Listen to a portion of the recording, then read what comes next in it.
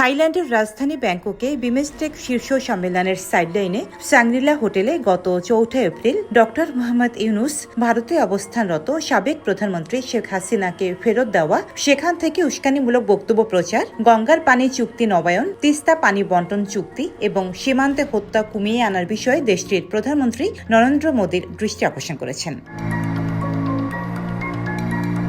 উল্লেখ্য, অন্তর্বর্তী সরকারের দায়িত্ব গ্রহণের পর এটা ভারতের প্রধানমন্ত্রীর সঙ্গে ডক্টর ইউনুসের প্রথম বৈঠক। গত জুলাই গণঅভ্যুত্থানে সাবেক প্রধানমন্ত্রী শেখ হাসিনার পতনের পর ঢাকা দিল্লি সম্পর্কে শীতলতা আসে। এই বৈঠক সেই শীতলতা কমাতে সহায়তা করবে বলে কূটনীতিকরা মনে করছেন। প্রধান উপদেষ্টার প্রেস উইংয়ের পাঠানো বিজ্ঞপ্তিতে জানা যায়, শেখ হাসিনাকে ফেরত দেওয়ার বিষয়টি আলোচনায় তুললেও ভারতের পক্ষ থেকে কোনো জবাব দেওয়া হয়নি। তবে ভারত বিষয়টির নোট নিয়েছে। ডক্টর ইউনুস বলেছেন, ভারতের আতিথেয়তার অপব্যবহার করেছে সাবেক প্রধানমন্ত্রী শেখ হাসিনা। বিপরীতে নরেন্দ্র মোদী এর জন্য সামাজিক যোগাযোগ মাধ্যমকে দায়ী করেন। অধ্যাপক ইউনুস বলেন, শেখ হাসিনা অন্তর্বর্তী সরকার সম্পর্কে মিথ্যা ও উস্কানিমূলক অভিযোগ করে চলেছেন। আমরা ভারতকে অনুরোধ করছি, আপনার দেশে অবস্থানকালে তাকে এ ধরনের বক্তব্য থেকে বিরত রাখার জন্য উপযুক্ত পদক্ষেপ গ্রহণ করুন।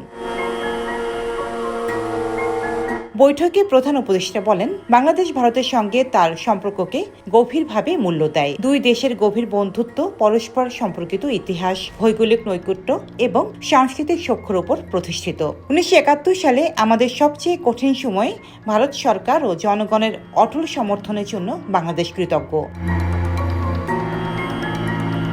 অধ্যাপক ইউনুস জাতিসংঘ মানবাধিকার কমিশনের তথ্য অনুসন্ধান দলের প্রতিবেদনের কথা উল্লেখ করে বলেন, 2024 সালের 15 জুলাই থেকে 5 আগস্ট পর্যন্ত নিরাপত্তা বাহিনী ও সশস্ত্র আওয়ামী লীগ কর্মীদের দ্বারা মানবাধিকার লঙ্ঘনের প্রমাণ এবং গণঅভ্যুত্থানের সময় 1400 জন নিহত হন, যাদের মধ্যে প্রায় 13% শিশু। জাতিসংঘের প্রতিবেদন অনুযায়ী সাবেক প্রধানমন্ত্রী নিজে নিরাপত্তা বাহিনীকে আন্দোলনকারীদের হত্যা ও নেতাদের গ্রেপ্তার করে লাশ গুম করার নির্দেশ দেন।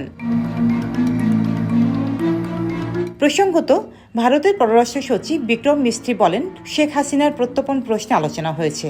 আমরা আগেও বলেছি, তার প্রত্যর্পণ নিয়ে বাংলাদেশ থেকে অনুরোধ এসেছে। তবে এই বিষয়ে এখন আর কিছু বলতে চাচ্ছি না। প্রধানমন্ত্রী আহ্বান জানিয়েছেন, পরিবেশকে খারাপ করে এমন বক্তব্য এড়িয়ে চলাই সর্বোত্তম।